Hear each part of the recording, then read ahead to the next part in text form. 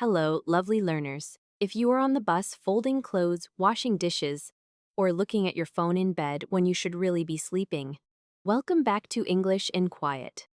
And if you're cleaning your room by moving one shirt from one chair to another chair, I see you. That is advanced cleaning. It really is. And I want to say something honest at the start. Many adults sound fine in public and feel very unsure in private. Yes. Sometimes I answer one email and then immediately wonder what I am doing with my entire life. Today we are talking about that feeling of being lost in life. We will practice English and we will also try to make this feeling less heavy.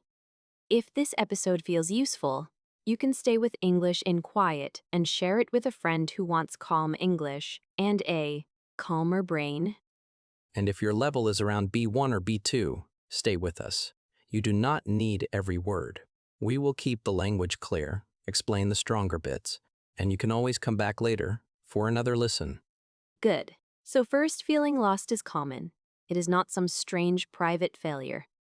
Right. It is not like everyone else got a map and I got a coupon and a headache. Exactly.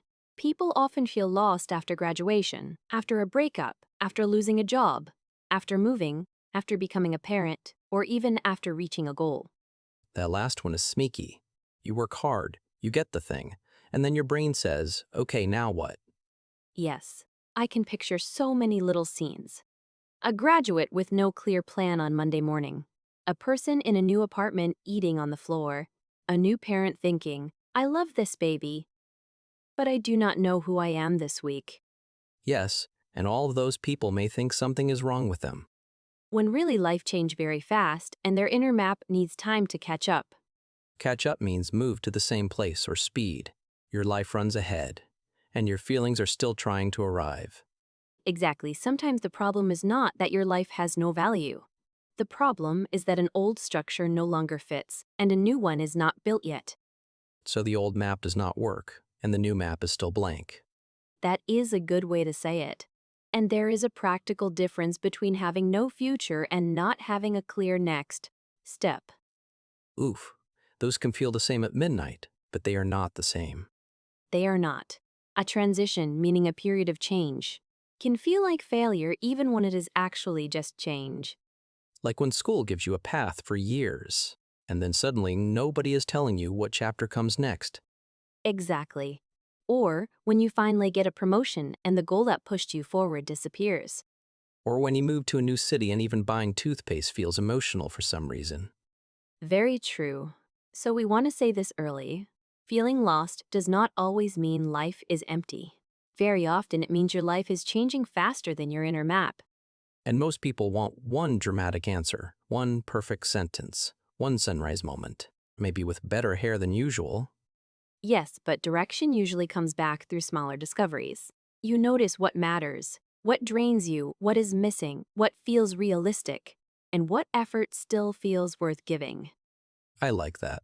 Not one giant answer, more like quiet progress. Yes, quiet progress. Small still counts. Also, a lot of people keep asking one huge question: what should I do with my life? The question is not wrong, but it is often too heavy. Smaller questions give better answers. Because when the question is too huge, I freeze. Or I make a life plan on Tuesday and hate it by Thursday. Exactly. We want questions that help you move, not questions that make you feel crushed. Can I confess something? When I am deeply tired, every option looks wrong, even nice options. That matters a lot. Sometimes you are not lost. Sometimes you are exhausted. Burnout, right? Yes. Burnout means deep mental and physical tiredness after too much stress for too long. Like when your brain opens 10 tabs and all of them are just smoke. Very much like that. In burnout, a person may think, my whole life is meaningless, when the real problem is that their body and mind are overloaded. Overloaded means too full, too pressured, too much. Right. And grief can do something similar. After losing a person, a relationship, or even the future you expected, you can feel disconnected from things you used to care about. So you may say, I lost my purpose, when really you are hurting. Yes, the feeling is real, but the interpretation may be wrong. And social comparison makes it worse. You see friends getting married, buying homes, changing careers, posting smiling photos with expensive lamps. The lamps are always so calm. Too calm. Their lamp looks stable. I do not trust it. I agree. Comparison can make normal uncertainty feel like personal failure. The internet makes every timeline look official, like there's one correct order for life and everyone else got the memo. Yes, and then ordinary uncertainty starts to feel like you missed a train? Even if that train was never yours. Exactly. That is why comparison needs to be handled carefully. So before the huge question, we ask smaller questions. Exactly. Ask, am I confused or am I tired? Am I restless because I need change or because I've had no rest? Am I drawn to something new or am I just reacting against pain where I am now? Restless means you cannot settle. You keep feeling agitated, a little jumpy inside. Yes. And if what you really need is recovery, it is risky to force a huge life decision too fast. Because sleep-deprived Jake should not redesign his entire existence. No, he should probably drink water and go to bed. Strong medical advice. Very strong. But truly, if you are grieving or burned out, please do not assume you have permanently lost interest in everything. Sometimes you did not lose your direction. You just got thrown off. Good phrase. If something throws you off, it disturbs your balance or your plan. A breakup can throw you off. A job loss can throw you off. 3 bad nights of sleep can throw me off so much I forget my own password. Same. So we slow down. We make better distinctions. That means we notice what kind of problem we actually have. If a listener says, I want to quit everything, maybe the next question is not where should I move? Maybe it is, have I rested lately? Yes. And what hurts right now? And what part of this is pain and what part is real direction? That is less dramatic, but it is kinder. Very often the kind answer is also the clearer answer. Another problem is the giant question, what is my purpose? It sounds important, but it can become too big to be useful. Yes. It sounds like I should hear music from the sky and suddenly know everything. Exactly. Real life is usually less dramatic. Meaning often grows from smaller patterns, not one perfect answer. So what kind of questions help more? Questions like, what kind of work holds my attention for a long time? What problems do I not mind solving? What kind of stress can I handle and what kind drains me very fast? Drains me means it takes my energy away. Right. Also ask, what kind of place helps me think clearly? Quiet or busy? Alone or with people? Flexible or structured? I love the question about stress, because every job has stress. Exactly. The question is not, can I live with no stress? Usually the answer is no. The better question is, what kind of stress feels worth it? And what kind makes me feel dead inside? For example, I can handle deadline stress better than fake networking at a party stress. That is a real operating preference. Operating preference means the conditions that help you work well in real life. Yes, not your fantasy self, your real self. The self who needs lunch, enough sleep, and maybe less noise. Bless that self. A lot of people use huge words like freedom. They say, I want freedom. Which sounds important, but it is blurry. Exactly. Maybe they do not want unlimited freedom. Maybe they want fewer meetings, more quiet time, and less office politics. Office politics, meaning all the social games at work. Smile here, agree there, be careful with this person, laugh at a joke that is not funny. Exactly. Another person may say, I want to help people. Which sounds lovely, but it is still very wide. Very wide. Do you want to teach, organize, care for people directly, solve problems behind the scenes, build tools that make someone else's work easier? So vague words are like blurry photos. Yes, we need to sharpen the picture. I think this is why people sometimes call themselves lazy when the real issue is mismatch. I agree. Maybe they lose energy in highly social work, and then feel focused again when they can work alone for long stretches. A listener might think, why can I focus for 3 hours on one quiet project, but 30 minutes of meetings makes me feel hollow? That is exactly the kind of clue we should respect, not ignore. So it is not always laziness. Sometimes the environment is wrong, or the task is wrong, or the rhythm is wrong. Yes, the point is to notice real evidence from your own life. Okay, but what if your brain keeps asking deep questions all day? Then I would gently ask about your basic structure first: sleep, meals, movement, money, routine, your room, your screen time. Oof. The unglamorous list. Very unglamorous, but very important.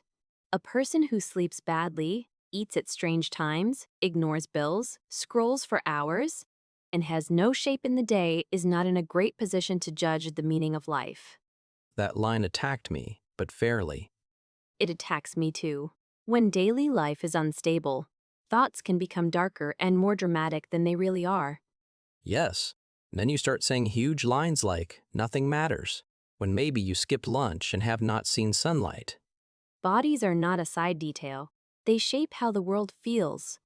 At 1014 a.m., after 6 videos about someone's perfect morning routine, my brain becomes a fake philosopher. Exactly. And sometimes you are not having a pure meaning crisis. You are having a disorganized life crisis. That is painfully real. Let's give an example. Imagine someone who lost a job. They stay up late trying to find a whole new identity. They read endless advice. They feel ashamed, but they also stopped walking, stopped checking their finances, and stopped giving the day any shape. So purpose gets mixed with panic. Yes. Now imagine that same person spends 2 weeks doing simple repairs. Wake up at a regular time, review money, clean one area, go outside, do a few planned tasks each day. The big life question may still be there, but it feels less foggy. Exactly. Structure does not solve everything, it gives you a steadier floor to stand on. That phrase is nice. A steadier floor. Because there is a difference between a deep life question and a body and brain system that is overwhelmed. That system is sometimes called your nervous system. Basically, the part of you that handles stress, rest, and energy. Right. And when it is overloaded, everything can feel bigger and more permanent than it really is. So before I move to a mountain village and become mysterious, maybe I should first eat breakfast. That would be my recommendation, yes. Also, a lot of people live on autopilot for months. Good phrase. On autopilot means you keep doing things automatically, without really asking if they still fit your life. Then one day you wake up angry in a supermarket for no clear reason. Very possible. And when we stop choosing small things on purpose, we can drift for a long time. Drift means move without clear direction. Not evil, not dramatic, just slowly off course. Exactly. That is why a simple walk can be surprisingly intelligent. I love that line. A walk can lower the noise enough for one honest thought to arrive. Yes. Even 5 or 6 days of a better rhythm can change the questions you ask. Because panic gets a little quieter. Once you have a bit more stability, it helps to look backward for evidence. People always look forward, like the answer lives in the clouds. But your past already contains clues. Look at moments of energy, interest, resentment, envy, and satisfaction. Resentment is that bitter feeling like, why do I always have to do this? Exactly. Maybe you notice you resent work that is full of interruptions, but you feel satisfied when you can finish something carefully. Or you always light up when someone asks you to explain something clearly. Yes. Maybe you felt most alive when mentoring younger coworkers, organizing events, or turning difficult ideas into simple language. Or maybe every job was different, but the best part was always long, quiet work and a clear result at the end. These moments do not give you a full 20-year plan, but they show real patterns. I think people ignore those clues because they look too ordinary. Yes, but ordinary clues are often the most reliable ones. What about envy? Because envy can feel ugly, but it is informative. It can be. If you envy a friend who opened a bakery, the real message may not be, I should sell bread. It may be I want visible work, daily rhythm, local community, and something real in my hands. Exactly. You separate the symbol from the substance.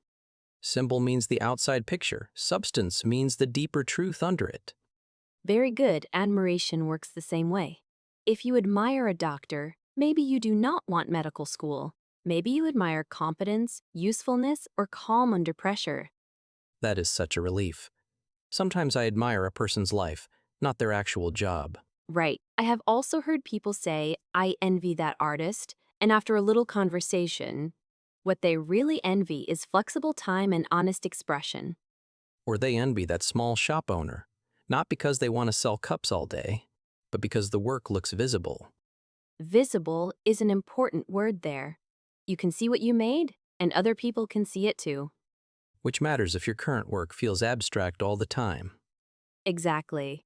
And once you see a pattern, do not jump straight into a giant promise. Start with a small experiment. Low risk. I love that phrase. Yes, low risk means the cost is limited. You can test something without burning down your whole life. If you think you may want to teach, tutor one student, lead one small workshop, help one younger coworker. If you are curious about hospitality, help at a local event for a weekend. If you want a creative path, take one class or finish one small project. If you think another industry looks interesting, talk to people who actually do the work. Ask about the boring Tuesday, not just the shiny photo. Exactly, small experiments create evidence. And evidence is calmer than fantasy. Much calmer. Thinking only in your head often creates either fear or a perfect dream. Real action shows whether the interest survives inconvenience. That is huge, because many things sound good until you meet the paperwork. Very true. An experiment only has to answer a smaller question. Do I want more of this? Less of this? Or something related to this? That feels manageable. Not who am I forever, just do I want more of this. Exactly. And this is kinder to your body and mind too. A small test is easier to carry. Lower pressure, cleaner information. Yes, but we should add one warning. Exploration is not the same as escape. Oof, needed. A thoughtful experiment has a clear purpose and a reasonable cost. Escape is just movement away from discomfort. So quitting a job, ending a relationship, or moving across the world can be right, but not every strong feeling is wisdom. Yes, if change is only helping you avoid shame, boredom, fear, or ordinary discipline, the same confusion often follows you. Because you packed it in your suitcase. More or less, yes. I've done the escape version before. I changed something fast because I wanted the feeling to disappear, and then I met the same feeling again in a new room.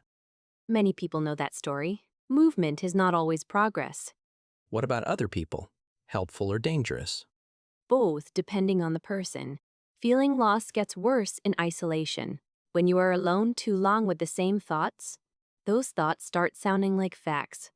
Yes, my inner narrator becomes very dramatic and very confident. A good friend, mentor, or family member can notice strengths that feel too normal for you to see. But some people give advice that is really just their own anxiety. Exactly. Some people want safety for you because uncertainty scares them. Some people project their regrets onto you. Some people only know how to repeat what worked in their own life. So instead of asking, what should I do with my life? Maybe ask better questions. Yes, try asking, what do you see me doing well? When do I see most steady? When do I see most alive? What trade-offs do I ignore? Trade-offs means the price of a choice, what you get and what you give up. Right. Good support helps you see more clearly. It should not try to become the author of your life. Assistant, not director. Exactly. And if someone only says be practical, that may be too cold. But if someone only says follow your dream, that may be too vague. Usually, yes. Good advice includes reality and humanity at the same time. There is one more thing people do not always like hearing. Meaning does not only come from private self-discovery. Right.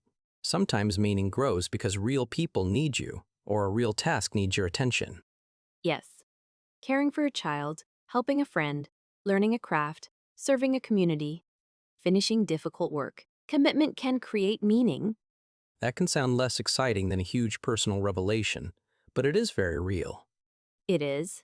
Sometimes meaning arrives while you are helping, building, repairing, or caring. So clarity does not always come first. Sometimes commitment comes first, and clarity grows after.